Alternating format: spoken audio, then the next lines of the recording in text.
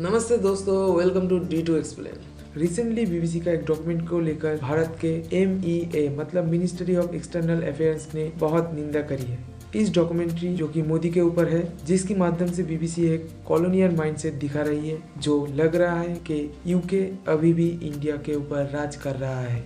इस डॉक्यूमेंट्री के लिए ऋषि सुनक के ऊपर भी प्रेशर क्रिएट होगा, जो कि अभी ऋषि को बहुत सारे सवाल का जवाब देना पड़ रहा है यूके के पार्लियामेंट में। जो भी हो, बीबीसी जो एक ब्रिटिश ब्रॉडकास्टिंग कॉरपोरेशन है, जिसको यूके के गवर्नमेंट फंडिंग करता है, बीबीसी ने इस डॉक्यूमेंट्री में 2002 के गुजरात दंगों के ऊपर बात भी किया है। तब गुजरात के चीफ मिनिस्टर मोदी जी थे, जिसके ऊपर बहुत सख्त कार्रवाई हुआ था। सुप्रीम कोर्ट ने मोदी जी के ऊपर क्लीन चिट दिया था। इसमें मोदी जी इंक्लूड नहीं है। बीबीसी का एक सीरीज जो कि इंडियन द मोदी क्वेश्चन है, इस समय यूके का फॉरेन सिक्योरिटी था जैक स्ट्रो, जिन्होंने एक इंटरव्यू में कहा था कि यूके के लोग इस दंगे को लेकर इन्वेस्टिगेशन कर रहा है कि पीएम मोदी जी इसमें शामिल है कि नहीं। इसके साथ हिंदू मुस्लिम के बहुत सारे बात भी किया गया है। अभी आपके मन में एक सवाल जरूर आएगी कि यूके वाले होते कौन है भारत के ऊपर इन्वेस्टिगेशन करने वाला। आपने सही बोला। इसको सामने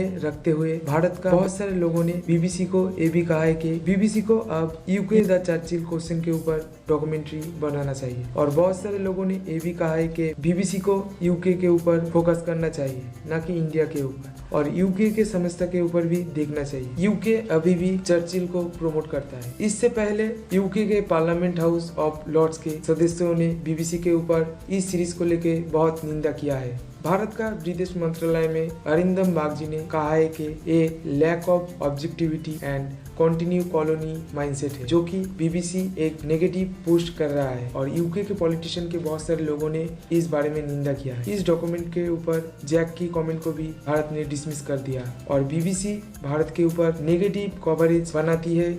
इसका कारण बीबीसी को फंडिंग चाहिए। भारत जैसे बड़े देश को नेगेटिवली प्रेजेंट करके बहुत सारे लोगों को अटेंशन बीबीसी पाएगा। इसीलिए पहले भी बीबीसी इस टेक्निक को यूज कर प्रॉफिट कमाया था, जो कि इंडिया का एक न्यूज को इंटरनेशनल पर ले गया था। जब भारत ने इस न्यूज को बैन कर दिया था, तब दूसरे देशों में ये न्यूज वायरल हो गया था। तब से बीबीसी इस टैक्टिक्स को यूज कर रहा है, क्योंकि बीबीसी के पास अब फंडिंग नहीं है और पब्लिक अटेंशन भी चाहिए। हाल ही में बीबीसी ने बहुत सारे लोगों को जॉब से निकाल दिया था, और यूके भी अभी फंडिंग वैसा नहीं देता। बीबीसी का टारगेट था नेटफ्लिक्स को बीट करना, पर अभी फंडिंग के कारण और बहुत सारे समस्या के कारण बीबीसी अभी नहीं कर सकता। वैसे तो 2017 में बीबीसी को नेशनल पार्क्स ने 5 सालों के लिए बैन कर दिया था, कारण पॉजिंग था, जिस फिल्म क्रिएट होने के बाद भारत में एक नेगेटिव इम्पैक्ट पड़ता। बीबीसी ने मोदी जी का कश्मीर के ऊपर 370 धारा को रोक देने के ऊपर भी इन्होंने बात की है। आपको क्या लगता है कि भारत को